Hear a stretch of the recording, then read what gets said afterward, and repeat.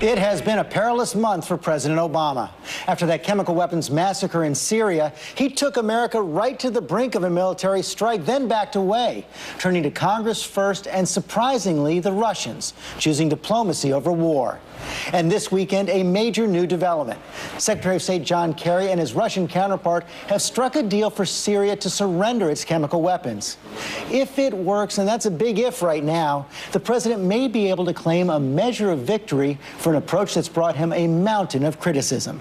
And on the eve of the deal, we went inside the White House to speak with the president.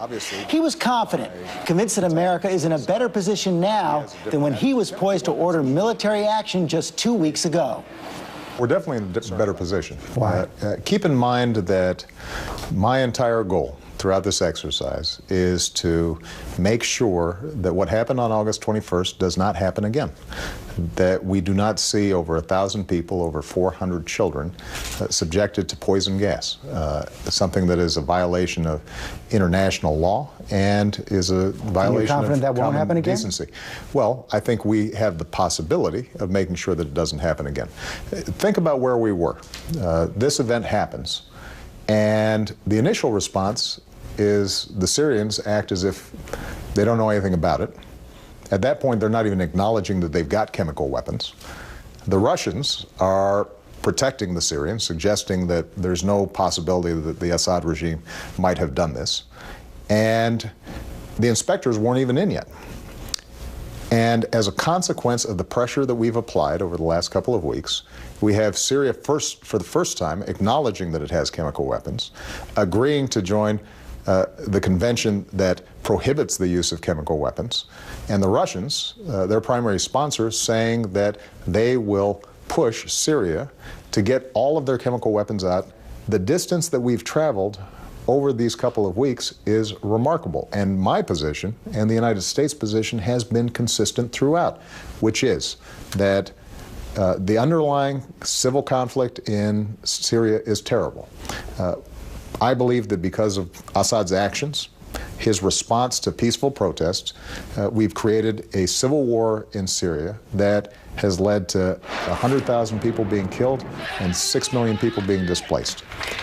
But what I've also said is that the United States can't get in the middle of somebody else's civil war. We're not going to put troops on the ground. We can't enforce militarily a settlement there. But in the past, you said he had to go. What we can do is make sure that the worst weapons, the indiscriminate weapons that don't distinguish between a soldier and an infant, are not used.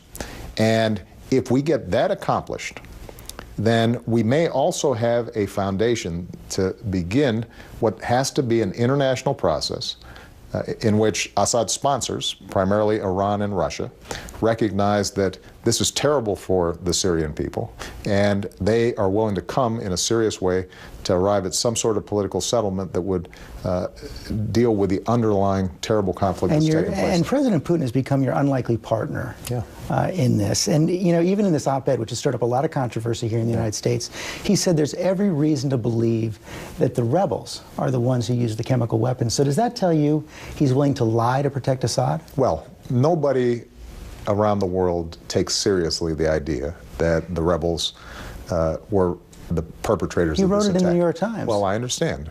What I said is nobody around the world takes seriously the idea that the rebels perpetrated this attack.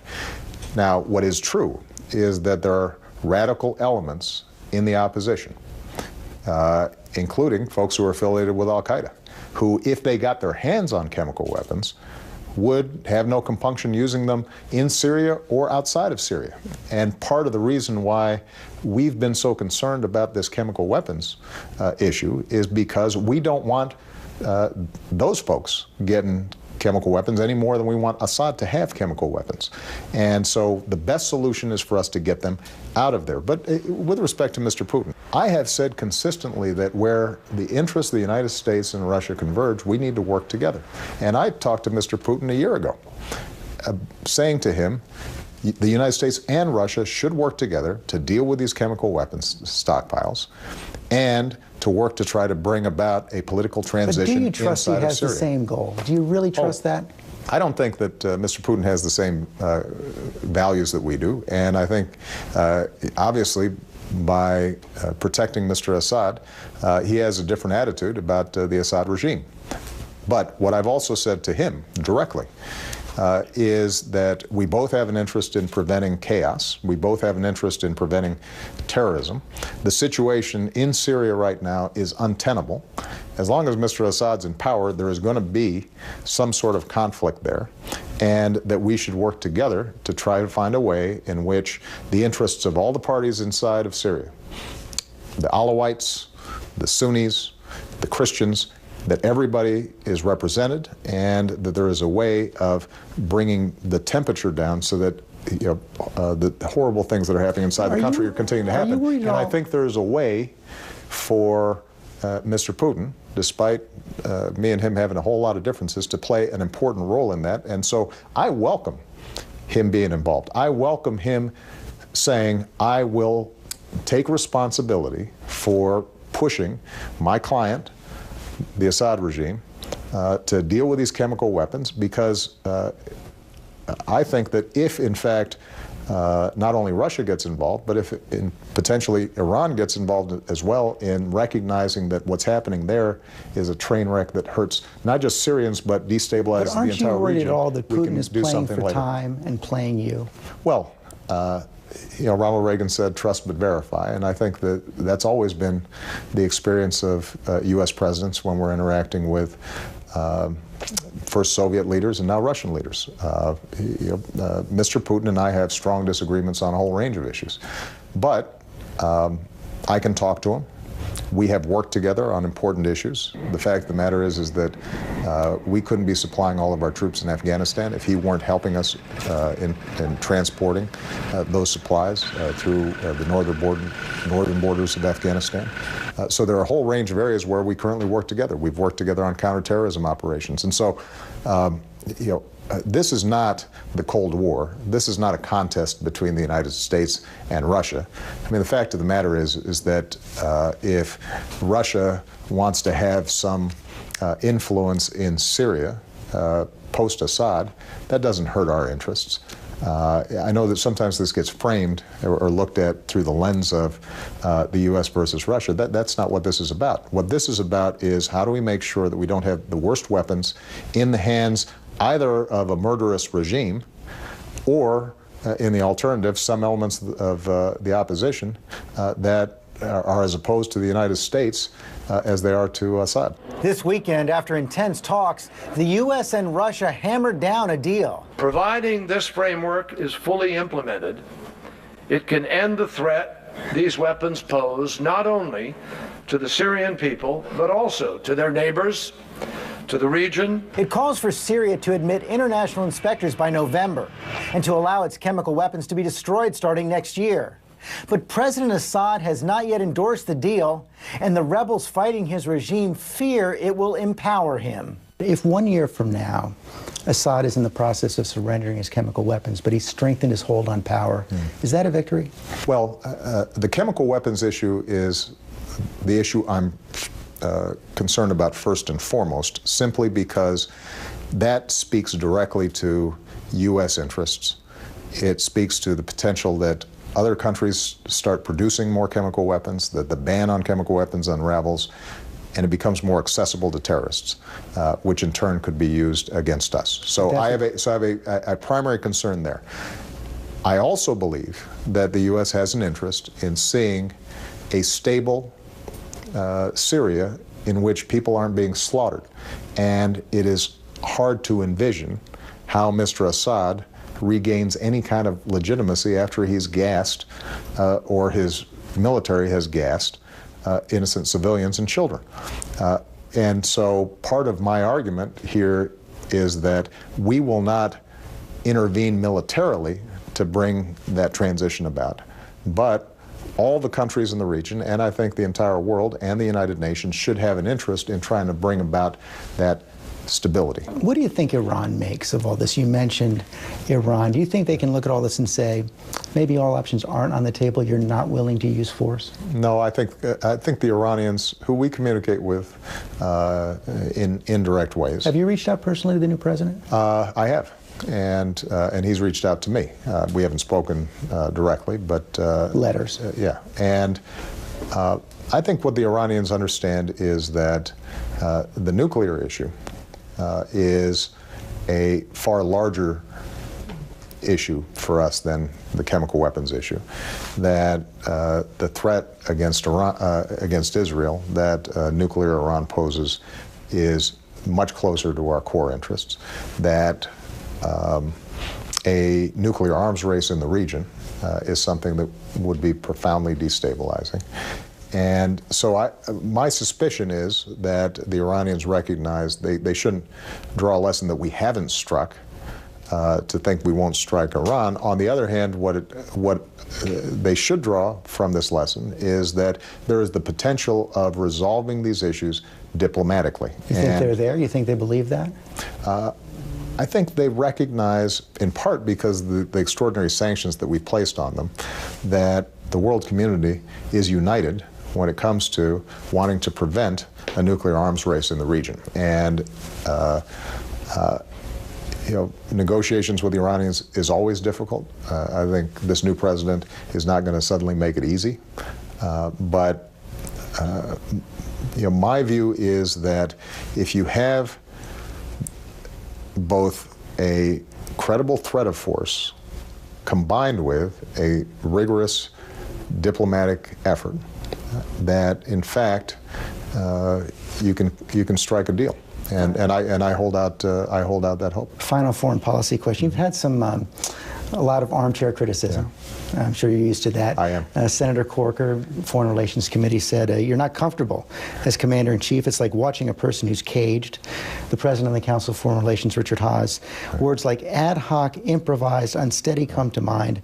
This is probably the most undisciplined stretch of foreign policy in your presidency. Yeah. What do you make of that? Well, I think that folks here in Washington like to grade on style. Right? And so had we rolled out something that was very smooth and disciplined and linear, they would have graded it well, even if it was a disastrous policy. We know that because that's exactly how they graded the Iraq war until so this doesn't change your view of President Bush?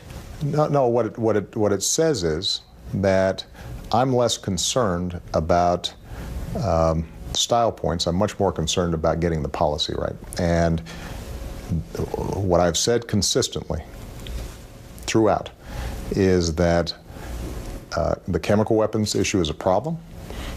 I want that problem dealt with. And as a consequence of the steps that we've taken over the last 2 weeks to 3 weeks, we now have a situation in which Syria has acknowledged it has chemical weapons, has said it's willing to join the Convention on Chemical Weapons, and Russia, its primary sponsor, has said that it will pressure Syria to reach that agreement. That's my goal. And if that goal is achieved, then it sounds to me like we did something right.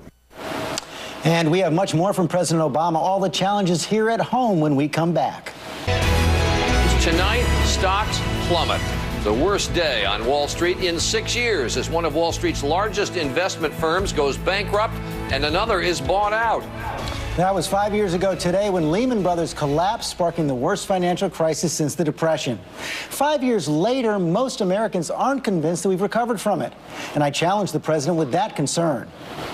5 years out, let's take stock. I'm looking at the cover of Time magazine this week. It says how Wall Street won, and we've got polls showing that 2/3 of the country still think we're going in the wrong direction, think the economy is no more secure.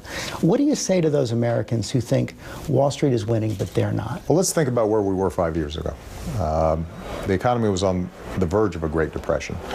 In some ways, actually, the economic data and the collapse of the economy was worse than what happened in the 1930s. And we came in, stabilized the situation. We've now had 42 straight months of growth, 7.5 million new jobs created, 500,000 jobs in manufacturing, 370,000 jobs in an auto industry that had completely collapsed. The banking system works. It is giving loans to companies who can get credit. And So we have seen, I think, undoubtedly progress across the board. The housing market has recovered. But what is also true is we're not near where we need to be. And part of it has to do with a whole bunch of long-term trends in the economy where the gains that we've made in productivity and people working harder have all accrued to the people at the very top. 95% of the gains to the top 1%. That is so striking. It is. And the folks in the middle and at the bottom haven't seen wage or income growth, not just over the last 3-4 years, but over the last 15 years.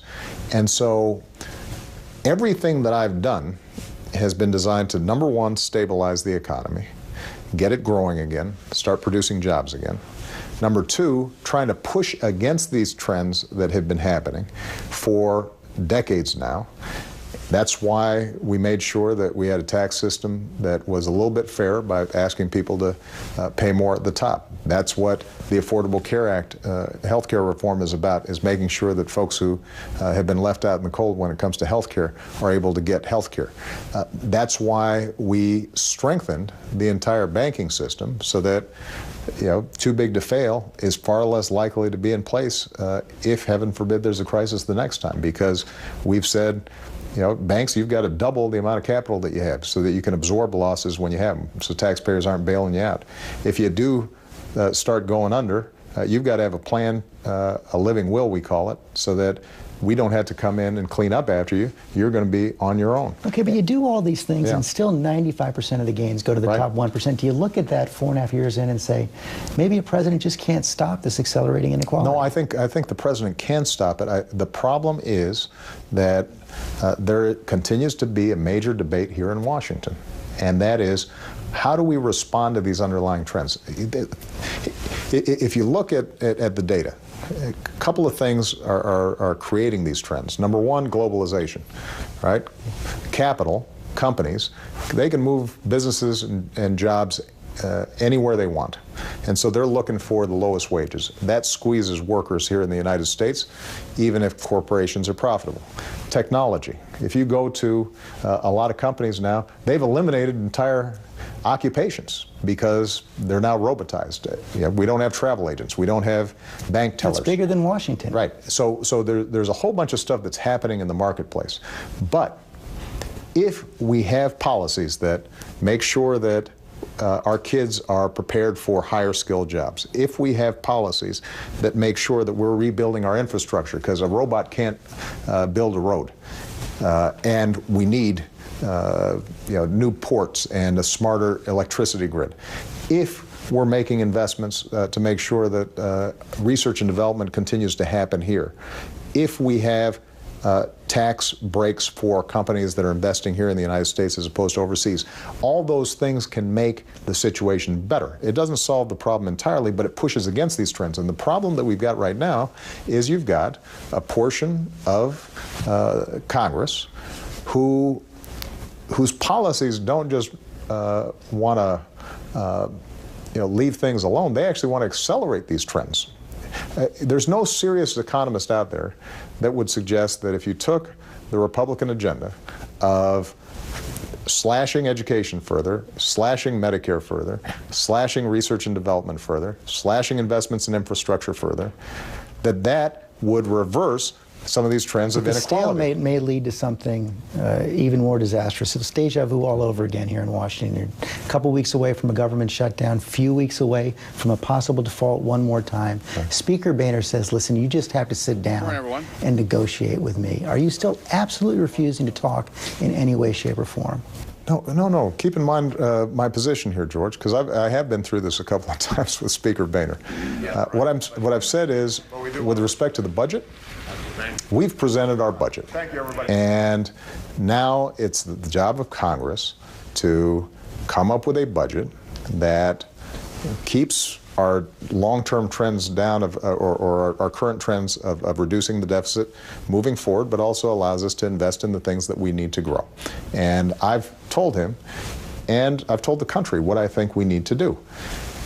I'm happy to have a conversation with him about how we can deal with this so-called sequester, which is making across-the-board cuts on stuff that we shouldn't be cutting, while continuing tax breaks, for example, for companies that are not helping to grow the economy. There are ways of doing this. It's just that they haven't been willing to negotiate in a serious way on that. What I haven't been willing to negotiate, and I will not negotiate, is on the debt ceiling. But presidents have done that in the past, and you've done it in the past. No. George, if you take a look, what has never happened in the past was the notion that in exchange for fulfilling the full faith and credit of the United States, that we are wiping away let's say, major legislation like the health care bill. So you're not open to any changes in Obamacare? That's never happened before. And when it comes to budgets, we've never had a situation in which a party said that, unless we get our way 100%, then we're going to let the United States default. That's never happened, George. That didn't happen when you were working here in the White House. But there were reforms added to the debt limit legislation. George, I think it's fair to say that never in history have we used just making sure that the U.S. government is paying its bills as a lever to radically cut government at the kind of scale that they're talking about. It's never happened before. There have been negotiations around the corners because nobody had ever presumed that you'd actually threaten the United States to default. So how does this end then? They say they need changes in Obamacare. You say you're not going to negotiate. Are you just betting they're going to cave? No, George, here's the problem. If we continue to set a precedent in which a president, any president, a Republican president, a Democratic president, where the opposing party controls the House of Representatives, if that president is in a situation in which each time the United States is called upon to pay its bills, the other party can simply sit there and say, well, we're not going to pay the bills unless you give us what we want. That changes the constitutional structure of this government entirely. So you're not going to negotiate? So we can't negotiate around the debt ceiling. If Mr. Boehner has ideas about how we can grow this economy, strengthen the middle class, put people back to work in a serious way, of course we're happy to support the negotiations that are taking place between the House and the Senate. If we're going to continue to reduce the deficit, and I think a lot of people aren't aware of the fact that the deficit's been cut in half since I came into office, it's continuing on a trend line of further reductions. If we want to do more deficit reduction, I've already put out a budget that says, let's do it. I'm willing to reform entitlements. I'm willing to, cut out additional waste that may be there. But what I also think we should be doing is eliminating corporate tax breaks that nobody can defend, but keep on reappearing each year in the budget. If we are serious about it, there's no reason that we can't do it and do right by the country. How about beyond the deficit? You were reelected a little more than a year ago, 332 electoral votes, 51% of the vote, first president since Eisenhower to do it twice. You put gun control at the top of the agenda, immigration reform, climate change, all of it stalled or reversing. How do you answer the argument that beyond the deficit, this has been a lost year, and how do you save it? Well, on immigration reform, for example, we got a terrific bipartisan vote out of the Senate. You had Democrats and Republicans in the Senate come together, come up with a bill that wasn't perfect, it wasn't my bill, but got the job done. It's now sitting there in the House. Not going anywhere. Well, but what I will say is this. If Speaker Boehner put that bill on the floor of the House of Representatives right now, it would pass. It would pass. So the question then is not whether or not the ideas that we've put forward can garner a majority of support, certainly in the country. I mean, gun control, we had 80–90% of the country that agreed with it. The problem we have is we have a faction of the Republican Party, in the House of Representatives in particular, that view compromise as a dirty word, and anything that is even remotely associated with me, they feel obliged to oppose. And my argument to them is real simple. That's not why the people sent you here. We're out of time. Final question. Your vice president is at Tom Harkin's Steak Fry in Iowa this weekend. Clearly, Secretary Clinton positioning for a possible run for president too. You chose both of them. What do you say to your fellow Democrats when they're thinking about that possible choice? And are you determined to stay neutral throughout this whole process? What I would say to folks out there is we are tremendously lucky to have an incredible former Secretary of State who couldn't have served me better, and an incredible Vice President who couldn't be serving me better. And I suspect if you ask both of them, they'd say it's way too premature to start talking about he's in 2016. Iowa. Well, Iowa's a big state, and he's an old friend of Tom Harkin's. So you're staying completely neutral? Listen, I think, as you pointed out, I just got reelected last year. My focus is on the American people right now. I'll let you guys worry about the politics. Mr. President, thanks very much. I enjoyed it. Thank you, George. And when we come back,